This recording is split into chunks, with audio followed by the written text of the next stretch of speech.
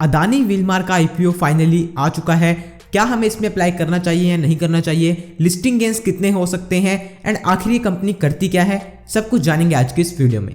तो सबसे पहले बात करते हैं कि ये कंपनी है क्या। तो अदानी विलमार ये दो ग्रुप्स हैं। अदानी ग्रुप हमारे इंडिया का ग्रुप है और जो विलमार ग्रुप है वो बेसिकली सिंगापुर का ग्रुप है एंड ये दोनों मिलकर एक जॉइंट वेंचर बनाते हैं, दैट इज अदानी विलमार, जो कि इंडिया में एक एफएमसीजी कंपनी है। अब ये जो कंपनी है इसका one of the major business है एडिबल ऑयल्स का। बाकी भी कुछ बिजनेसेस हैं बट जो मेजर रेवेन्यू आता है वो एडिबल ऑयल से आता है and one of the major इनका ब्रांड जो है वो है फॉर्च्यून ऑयल्स। तो आपने इनके बारे में सुना होगा जरूर से। तो अभी हम बात करते हैं, थोड़ी सी और कंपनी की बाद में बात करेंगे, बट सबसे पहले आईपीओ की बात कर लेते हैं कि कितना इशू है, क्या रेस कर रहे हैं, कितना लॉट साइज है, क्या क्या चीज़ें हैं। तो सबसे पहले आप देखोगे इशू टाइप बुक बिल्डिंग ही है एंड ये जो ऐप यूज़ मैं कर रहा हूँ ये मैं स्टॉक एज यूज़ कर रहा हूँ। आप यूज़ कर सकते हो अपना जो भी आप एनालिसिस करना चाहते हो उसके लिए। ऑफर प्राइस की बात करें तो 218 रुपीज़ से लेकर 230 रुपीज़ तक है। तो अगर आप अप्लाई करना चाहते हो तो आपको डेफिनेटली 230 के आसपास ही बीड लगानी चाहिए, बिकॉज वो वाली बीड्स ही पकड़ी जाती हैं ज़्यादातर। ओपन डेट की बात करें तो 27 जनवरी का ओपन हो चुका है। क्लोज डेट है 31 जनवरी, दैट इज आज वीडियो आ रही है 30 जनवरी को, तो 31 जनवरी लास्ट डेट है, तब तक आप अप्लाई कर सकते हो। इशू साइज की बात करें तो 3600 करोड़ का इशू साइज है इसका।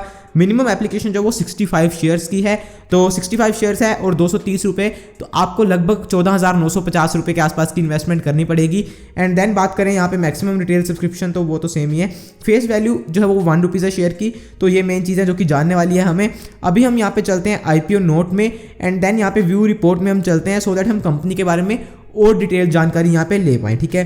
तो यहाँ पे आप देखोगे कंपनी के बारे में यहाँ पे डिटेल लिख रखा है। सोयाबीन ऑयल प्रोड्यूस करते हैं, पाम ऑयल करते हैं, सनफ्लावर ऑयल, उसके अलावा rice bran oil, mustard oil, तो ये सारे तरह के जो एडिबल ऑयल्स हैं ये सेल करते हैं। उसके अलावा अगर हम इनका रेवेन्यू देखें पिछले ईयर का, तो एडिबल ऑयल से जो रेवेन्यू आया वो 82% के अराउंड आया है।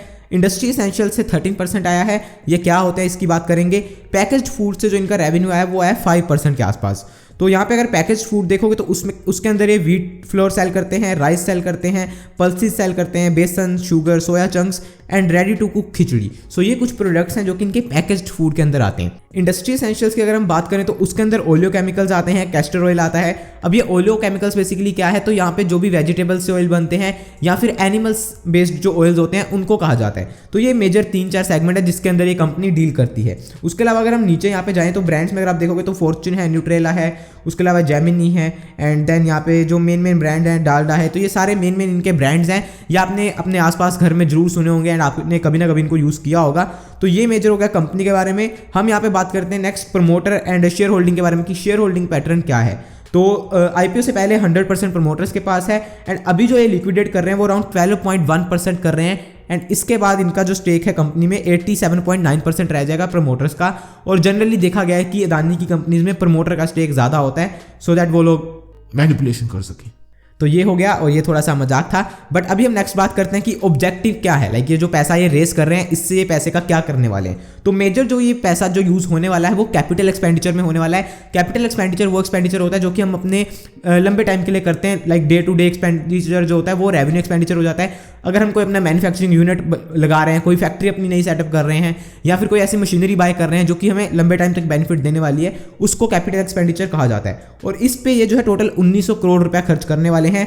FY23 में 700 करोड़ होने वाला है, next year 800 crore and then उससे अगले ईयर 400 करोड़ होने वाला है। नेक्स्ट जो चीज़ होने वाली है वो बेसिकली बोरोइंग्स जो हैं उनकी रीपेमेंट के लिए भी ये पैसा लेने वाले हैं, खर्च करने वाले हैं बेसिकली वहाँ पे। तो 933 करोड़ दिस ईयर होने वाले हैं और 126 जो है वो नेक्स्ट ईयर होने वाले हैं। तो टोटल मिलाकर अराउंड 1060 करोड़ के आसपास वहाँ पे खर्च होने वाला है। एंड देन यहाँ पे funding strategic acquisitions and investment, तो कुछ एक्विजिशंस करनी है या कुछ इन्वेस्टमेंट करनी है तो उसके लिए भी थोड़ा पैसा रेस किया जा रहा है जो कि 450 करोड़ है। मतलब थोड़ा तो नहीं है बट येस इशू के हिसाब से थोड़ा है, ठीक है। तो ये हो गया। अभी नेक्स्ट चीज़ यहाँ पे आप देखोगे तो आपको बहुत सारी चीज़ें बता रखी हैं, लाइक रिस्क फैक्टर्स क्या हैं। तो रिस्क की हम बाद में बात करेंगे बट उससे पहले हम यहाँ पे देखते हैं इनके फाइनेंशियल्स देखते हैं। तो अगर हम P&L पे आए तो यहाँ पे आप देखोगे revenue from operations, that is जो सेल्स है वो बेसिकली पिछले 3 साल का डाटा है हमारे पास। तो 29,000 करोड़ के आसपास थी 2019 में, उसके बाद 29,600 करोड़ हुई एंड देन यहाँ पे लास्ट ईयर 37,000 करोड़ के आसपास हुई है। तो सेल्स कॉन्टिन्यूसली बढ़ रही है। बट उसके अलावा नीचे जो हम एक चीज़ देखने वाली है that is profit before tax. तो 2019 में था 567 करोड़, उसके बाद 609 crore and then last year 756 crore के आसपास हुआ है। तो रेवेन्यू भी बढ़ रहा है और प्रॉफिट भी बढ़ रहा है, बट यहाँ पे प्रॉफिट अगर आप देखोगे तो लाइक बहुत ज़्यादा परसेंटेज वाइज प्रॉफिट नहीं है। बाकी हमें इसको जब पीयर्स के साथ कंपेयर करके देखना पड़ेगा कि जो पीयर्स हैं जो भी लाइक इस सेक्टर के हैं उनका क्या है, लाइक वो कितना रेवेन्यू बना रहे हैं, उसके बिहाफ पे वो कितना प्रॉफिट जनरेट कर रहे हैं, तो उसके साथ अगर हम कंपेयर करके देखेंगे तो हमें एक एक्चुअल फिगर का पता लग पाएगा। तो ये हो गया। उसके बाद अगर हम देखें यहाँ पे बैलेंस शीट में एक मेरे को थोड़ी सी दिक्कत वाली चीज़ लगी, वो यहाँ पे है बोरोइंग्स में। तो अगर आप देखोगे बोरोइंग्स कुछ ज़्यादा हैं लाइक एसेट्स के हिसाब से, जो कि लाइक अब देखते हैं कि आने वाले टाइम में अगर ये बोरोइंग्स कम होती हैं और ये डेट फ्री कंपनी की तरफ जाती है नहीं जाती है। बाकी हमने देखा है आगे भी कि जो अदानी की बहुत सारी कंपनीज हैं वो बहुत ज़्यादा जो है डेट लेकर बैठी हुई हैं, तो हो सकता है इसके अंदर भी वैसा चले और स्टॉक प्राइस भी बढ़ता रहे। तो वो सारी चीज़ें हमें देखनी पड़ेंगी, बट मेरे हिसाब से बोरोइंग्स थोड़ी सी हायर साइड पे है। उसके अलावा अगर हम नीचे यहाँ पे की मैट्रिक्स में आए तो यहाँ पे EBITDA बता रखा है, प्रॉफिट आफ्टर टैक्स बता रखा है, मार्जिन, सारी चीज़ें बता रखी हैं। तो ये चीज़ आप पढ़ सकते हो। हालांकि मैं फंडामेंटल एनालिसिस या फिर किसी भी स्टॉक को फंडामेंटली ज़्यादा देखने में बिल्कुल इंटरेस्टेड नहीं रहता हूँ। सबसे पहले मैं उसका चार्ट देखता हूँ, तो इसलिए ये मेरी लिस्ट में फिर तभी आएगा जब इसका थोड़ा चार्ट बन जाएगा, प्राइस एक्शन किस तरीके का होता है, प्राइस बिहेवियर क्या रहता है, उसी बेस पे मैं डिसीजन लेने वाला हूँ अपना इन्वेस्टमेंट वाला।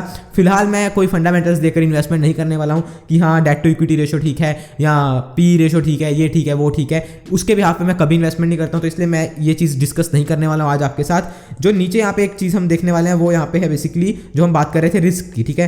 तो रिस्क में इन्होंने सबसे पहले रिस्क जो बता रखा है वो बेसिकली बोरिंग्स का ही बता रखा है कि बोरिंग्स थोड़ी हायर साइड में है। सेकंड रिस्क यहाँ पे जो बता रखा है इन्होंने वो है कि रॉ मटेरियल्स। अब देखो जो भी ये एडिबल ऑयल्स हैं तो बेसिकली यहाँ पे जो रॉ मटेरियल है वो इंपोर्ट बहुत ज़्यादा होता है। जैसे यहाँ पे आप देखो इन्होंने लिख रखा है जो पिछले ईयर का इनका था वो बेसिकली 66% का जो रॉ मटेरियल था वो इंपोर्ट किया गया था। तो अगर कुछ ग्लोबली टेंशन होती है, जैसे यहाँ पे आप देखोगे इनका जो सनफ्लावर ऑयल है वो यूक्रेन एंड रशिया से इंपोर्ट होता है, तो अब वहाँ पे अभी टेंशन चल रही है, यूक्रेन में भी थोड़ा सा वॉर वाला सीन है, रशिया के साथ उनका थोड़ा चक्कर चल रहा है। तो अगर ऐसा कोई भी ग्लोबल इवेंट होता है तो बेसिकली जियोपॉलिटिकल जो है इसमें रिस्क थोड़ा ज़्यादा है। बिकॉज अगर आपका समझो 70% माल इंपोर्ट हो रहा है जिसके थ्रू कि आप अपना बिजनेस कर रहे हो, आज मैं कोई भी प्रोडक्ट बना रहा हूँ और उसका सारा जो रॉ मटेरियल है वो सारा इंपोर्ट हो रहा है, दैट इज 70% इंपोर्ट हो रहा है, तो मैं हर समय रिस्क में हूँ, ठीक है। अगर कुछ भी हमारे किसी कंट्री के साथ रिलेशन बिगड़ता है, कुछ भी होता है, तो देन हम दिक्कत में आ सकते हैं। एंड सेकंड चीज़ यहाँ पे है कि किसी भी सप्लायर के साथ इन्होंने लॉन्ग टर्म कॉन्ट्रैक्ट नहीं कर रखा है, ठीक है, कि अगर मतलब वहाँ पे कुछ दिक्कत हुई तो उसी समय इनका कॉन्ट्रैक्ट खत्म हो जाएगा एंड वो माल भेजना इनको बंद कर सकते हैं। तो ये मेन एक थोड़ी सी दिक्कत है। तो ये कंपनी के बारे में कुछ डिटेल्स थी, फंडामेंटल डिटेल्स थी, क्या करती है कंपनी, कितना रेवेन्यू है, ये सारी चीज़ें हमने बात करी। बट मेन चीज़ मैं आपको एक बताना चाहूँगा, आप ये तो स्टॉक एज की रिपोर्ट थी, उसके अलावा अगर आप DRHP भी पढ़ोगे तो हर कंपनी अपने बारे में अच्छा ही कहती है। कोई कंपनी जब IPO लाती है वो ये नहीं कहते कि हाँ हमारा कोई बिजनेस नहीं है, हमारा कोई फ्यूचर नहीं है, कुछ नहीं है, बट स्टिल बहुत सारी IPO आने के बाद कंपनीज फ्लॉप होती हैं। तो इसी कारण से मैं IPOs का बहुत बड़ा फैन नहीं रहा हूँ और मैंने आज तक किसी भी IPO में अप्लाई नहीं करा है। बट बात आती है उन लोगों की जो कि लिस्टिंग गेन्स के लिए यहाँ पे आए हैं कि हाँ लिस्टिंग गेन्स हमें हो जाएंगे IPO में, हम लंबे टाइम के लिए इन्वेस्ट नहीं करना चाहते, हम सिर्फ लिस्टिंग गेन्स देखना चाहते हैं। तो उनके लिए कुछ खुशखबरी तो नहीं है, बिकॉज इसका लिस्टिंग गेन्स ज़्यादा होने के चांसेस नहीं है। पहले जो एक्सपेक्टेशंस थी वो थी कि 30-40% तक हो जाएंगे, बट फिलहाल जो ग्रे मार्केट प्रीमियम चल रहा है वो सिर्फ 10% के आसपास चल रहा है। एंड वो इसलिए भी है बिकॉज आने वाले टाइम में इवेंट्स हैं, ठीक है, जब इसकी लिस्टिंग होने वाली है उसके आसपास ही कुछ इवेंट्स हैं, ठीक है, बजट है हमारा, तो अगर उसमें कुछ माहौल खराब होता है बाजार का तो देन इस पर भी इफेक्ट आएगा थोड़ा बहुत। तो आप एक्सपेक्ट कर सकते हो कि 10-15% का आपको लिस्टिंग गेन मिल सकता है, और अगर थोड़ा सा किस्मत आपकी खराब रही तो देन यह डिस्काउंट पे भी लिस्ट हो सकता है।